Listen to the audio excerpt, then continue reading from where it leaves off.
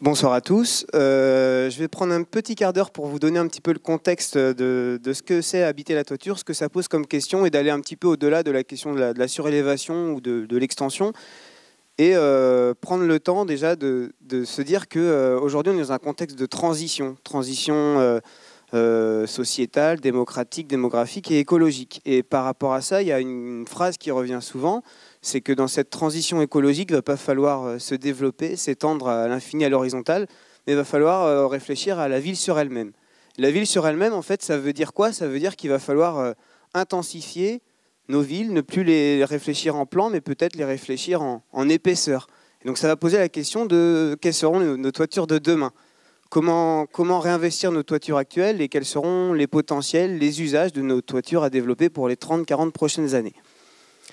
Il y a un ouvrage qu'on a vu tout à l'heure qui a été écrit par Olivier Darmon qui s'appelle « Habiter les toits ». Il nous dit que les toitures, en fait, c'est le nouvel Eldorado de nos villes. C'est peut-être le premier gisement foncier du XXIe siècle et ça pose une quantité de questions assez importante. Donc parlons de toit. Se dire que déjà le toit, c'est vu comme un élément marquant de nos paysages. À Strasbourg, par exemple, la ville se caractérise par des toits pentus qui répondent à une base. C'est se couvrir, c'est être étanche à l'eau, c'est aussi permettre à la neige de ne pas stagner. Donc c'est répondre aussi à des questions de surcharge. Mais ça marque véritablement un territoire, les toitures. Les toitures de Strasbourg ne sont pas du tout celles de New York. New York, on connaît ses grandes tours, mais on connaît aussi ses tours, enfin ces citernes d'eau. On en a entre 12 et 17 000 qui finalement nous dit qu'avec la verticalisation des bâtiments, le toit devient un espace de relégation de la technique par les ascenseurs et puis par toutes ces citernes à eau. Le toit, c'est vraiment un univers, c'est un langage, ça a ses propres formes. On connaît toute la variété des toitures terrasses, 4 pans, croupes, etc. Ça a aussi tout un élément qui va avec, les faîtages, les chéneaux, les œils de bœuf ou les rares chiens à suie. Ça a aussi des matières spécifiques qui doivent répondre à des contraintes d'écoulement, d'étanchéité et de structure de charpente. Le toit aussi, c'est un élément de patrimonialisation. On a vu que c'était un élément qui identifie un territoire. C'est aussi des questions qui peuvent se poser à Paris, par exemple. On se pose la question, est-ce que les toits de Paris ne doivent pas être classés au patrimoine mondial de l'UNESCO? Les toitures en zinc, certes, mais aussi tous ces éléments qui s'y accordent, les cheminées en terre cuite, etc. Donc, le toit, c'est un élément de patrimonialisation, c'est aussi un élément qui est réglementé. Et là, on peut voir, pour Paris, par exemple, l'évolution progressive d'un bâtiment en coupe. Depuis 200 ans, on dit, il y a 200 ans, on disait les toitures ne doivent pas dépasser telle hauteur et surtout les toitures doivent être réfléchies en lien avec la largeur des routes. Un siècle plus tard, on dit non, les toitures, en fait, ce ne sont pas que des combles aménagés, c'est peut-être un espace à habiter. Et puis, à partir de 1884, on donne ces profils qu'on connaît en quart de cercle. Et puis, au bout d'un moment, on se dit non, il ne faut pas que ce soit si rigide que ça. Il va falloir donner une latitude à l'aménagement des toitures. Et donc, à partir de 1902, on va encore changer le profil des bâtiments et les toitures deviennent un élément quasiment aussi important que la façade. Et on voit qu'en fait, finalement, en 200 ans, pour Paris, mais pas que, la chambre de bonne est peut-être devenue la bonne chambre. C'est un vrai espace à habiter. Et c'est là, on voit pour un immeuble haussmannien, par exemple, ça peut devenir 3 niveaux et c'est presque un espace recherché. On voit de véritables appartements dans les toitures. Et peut-être que ça devient l'espace d'embourgeoisement. Ça devient aussi l'espace agréable où on a un bon air et une belle vue. Alors, réglementé, mais pas que. On voit aussi que les toitures, là, on est en Chine. C'est aussi un espace de disruption. Là, on voit que pour s'échapper à toutes ces cellules de logement collectif, la toiture devient un espace où on rêve un autre habitat. Là, en illégalité, mais on rêve son rêve pavillonnaire qu'on ne pourrait pas avoir en ville. Le toit, c'est un élément où donc on peut développer d'autres formes d'habitat choisies ou aussi subies.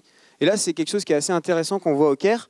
Le Caire, en fait, c'est une ville qui s'étend à l'infini en largeur, mais finalement, la ville, on ne peut plus la développer en largeur. Et son vieux patrimoine commence à être réinvesti par tous les habitants qui s'exilent sur le Caire, en fait, ne vont plus en périphérie simplement, ils vont aussi réinvestir tous les toitures. Et on a une bidonvillisation comme ça de la ville sur elle-même. Et avec cette bidonvillisation des toitures, on a une ville qui se régénère avec une quantité d'usages qui sont plus métropolitains, mais qui sont liés avec les pratiques des exodés. Par exemple, la culture des vaches, les pigeonniers, l'agriculture en toiture et puis tous ces usages de rassemblement. Donc la toiture n'est plus un espace en arrière d'homme, mais c'est un vrai espace de socialisation et de pratique urbaine. Alors, ce contexte posé, en fait, on peut déjà se dire que qu'est-ce qui se passe sur nos toitures depuis 150 ans, nous, en Loire-Atlantique? On a une photo qui a été prise à Préfaille. On voit que depuis le bord de mer, on a des bâtiments qui, en 1850, étaient plutôt de plein pied, avec une toiture qui était assez basse et l'espace noble qui était en lien avec le jardin. À partir de 1900, on a la maison qui commence à se retourner, et c'est le pignon qui va chercher la belle vue. On a l'étage noble qui se développe à l'étage, on va rechercher le bon air et on va avoir aussi un espace extérieur. Et puis après, à partir du début du XXe siècle, on a le développement du béton armé, on a toutes ces toitures terrasses qui peuvent se faire, et puis on a l'étage du toit qui devient solarium, et espace aussi en lien avec une recherche d'une autre hygiène de vie. Alors le toit, c'est quand même quelque chose qui pendant longtemps a été vu comme une contrainte structurelle. C'était d'abord un abri, c'était presque l'élément prépondérant de bon nombre de maisons, que ce soit au Japon en bas à gauche ou que ce soit dans les maisons néolithiques en haut à gauche. Mais le toit, en fait, à partir de la fin du 19e siècle et du 20e siècle, ça devient autre chose. On le re-questionne, on l'a vu avec Paris, mais ça se passe aussi dans d'autres villes. Par exemple, là, vous avez la Casa Mila à Barcelone. Donc c'est une maison de c'est un bâtiment collectif de 1910. Et en fait, l'architecte, là, donc, qui est Gaudi, nous dit la toiture doit être un espace muséal. Les cheminées ne doivent pas être un espace simplement technique, mais en fait, il va falloir se balader et chaque émergence devient une œuvre d'art. Il faut se dire que quand même, cette toiture-là, c'est quand même 750 000 personnes par an qui la pratiquent. Donc en fait, la toiture peut devenir vraiment autre chose. Donc c'est un espace de découverte, c'est aussi un espace où on s'échappe, que ce soit légalement ou illégalement.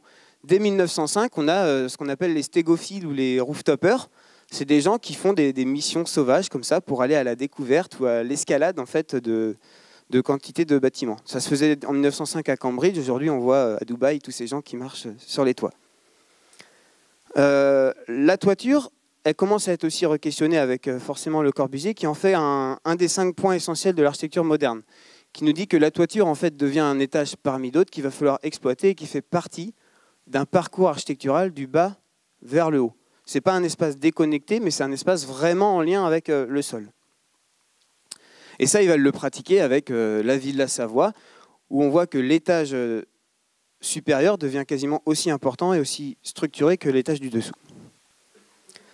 Mais ce n'est pas que pour l'habitat particulier, c'est aussi toute une question qu'on va développer sur les habitats collectifs. Alors, Le Corbusier nous a fait la maison radieuse à Rezé, il en a fait aussi une à Marseille, et en fait, la toiture devient un espace public, ou en tout cas commun, à usage du collectif, et là on y voit une école et toute une vue, un apprentissage aussi de la ville.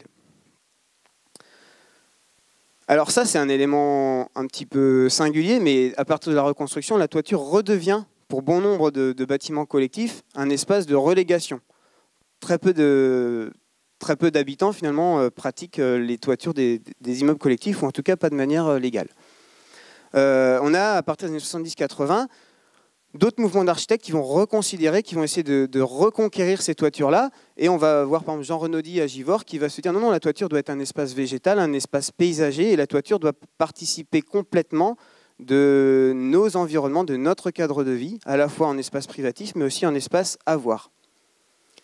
Alors cette logique-là, on commence à l'avoir dans nos mœurs. Je trouvais que c'était intéressant de montrer que la première ferme professionnelle sur les toits, elle s'est faite à Montréal, et ça s'appelle la Loufa Farm. C'est 3000 m² de serre. Alors aujourd'hui, on commence à s'y acclimater, mais la première ferme urbaine professionnelle sur un toit en ville, ça date de 2009. Ce qui est intéressant aussi là, c'est de voir qu'on a une stratification vraiment de la ville et de ce qu'on attend de nos territoires hors la ville.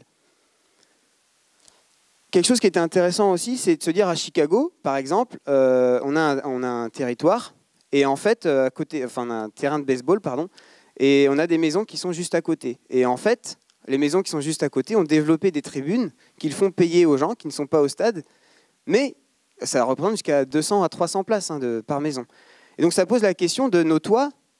Finalement, ils nous proposent des potentiels de vues, et en fait, à qui appartiennent ces vues-là? Qu'est-ce que c'est le vis-à-vis? Donc le toit, ça devient aussi un espace de reconquête pour le public, un espace d'apprentissage de la ville, on l'a vu.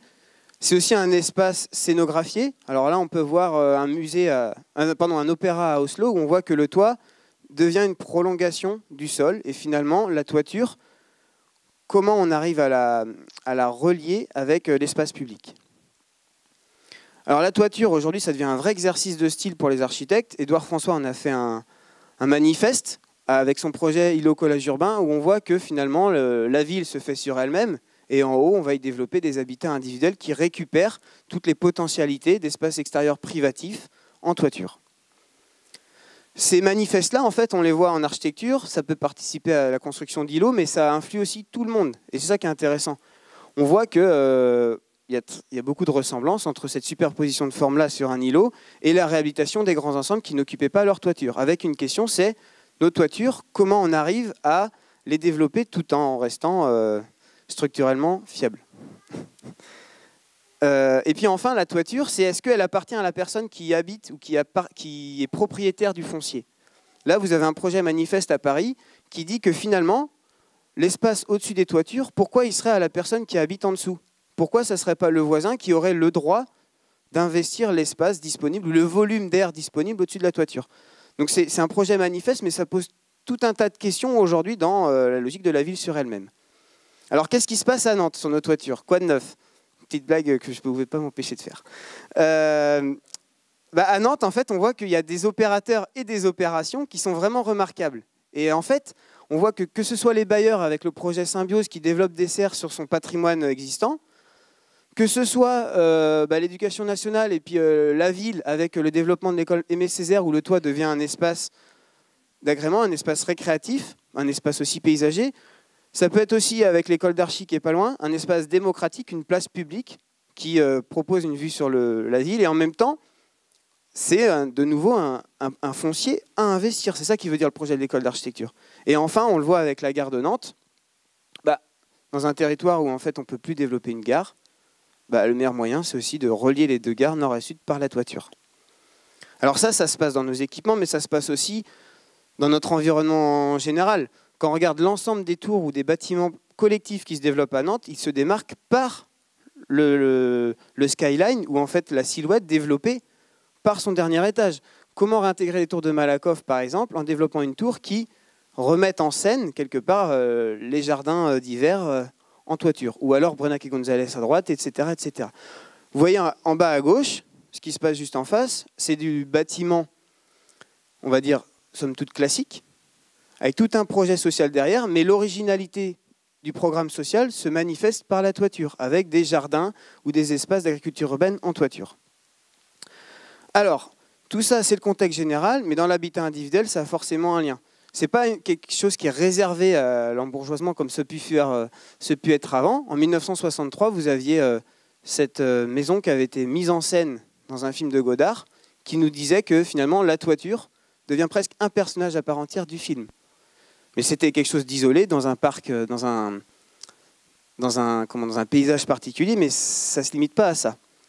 D'autres étudiants continuent de réfléchir à comment on peut investir la toiture de manière utopique. Là, ça se passe à la Maison de l'Architecture de l'Europe, des lycéens qui rêvent la vue de leur toiture de demain.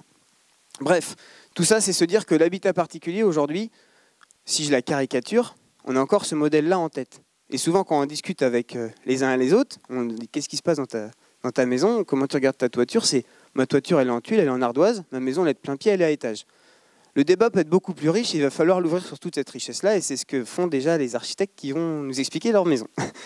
Se pose aussi une question, c'est que dans cette transition écologique, en fait, la toiture, c'est 30% de déperdition thermique. C'est toutes ces questions de isoler ma toiture à 1 euro, etc. Mais en fait, il va falloir faire avec ce qu'on a. Et beaucoup de maisons, en fait, héritent d'une structure qui n'est pas adaptée à l'investir, et surtout, elle fait comme elle peut. Donc on a des maisons comme ça, on va en voir 4 en détail tout à l'heure, mais qui posent la question de la toiture, un étage noble. La toiture aussi, un espace à vivre, un espace où finalement on peut s'échapper de sa maison et en fait vivre autrement que dans sa maison. Et ça, c'est une démarche très intéressante, c'est Tezuka, un architecte qui met toujours la toiture au centre de ses projets. Et enfin, la toiture, c'est aussi un élément qui peut ne pas être contextuel, mais qui génère une quantité d'espace vraiment atypique. Et c'est ça aussi qu'on recherche dans une habitation. C'est quels sont les espaces, quels sont les ressentis, les impressions qu'on peut avoir sous ces toitures-là. Et je vais passer sur ce projet très rapide qui nous pose la question de la surcharge. Alors, moi, ce que je voulais maintenant inviter à faire, c'était 3 architectes de Loire-Atlantique, enfin 3 agences d'architecture de Loire-Atlantique qui nous disent qu'est-ce qui se passe en Loire-Atlantique, comment on fait son projet et comment on arrive, avec cette culture de l'architecture, à discuter avec son maître d'ouvrage. Je vous propose, du coup, de couper cette introduction et d'inviter 7 architectes à nous expliquer leur projet. Alors, avec Hugo Langlais et Julien Hainaut, on a juste mis Hugo Langlais puisque Julien Hainaut est heureux papa depuis 3 jours, donc on ne savait pas s'il allait être là. Merci d'être là.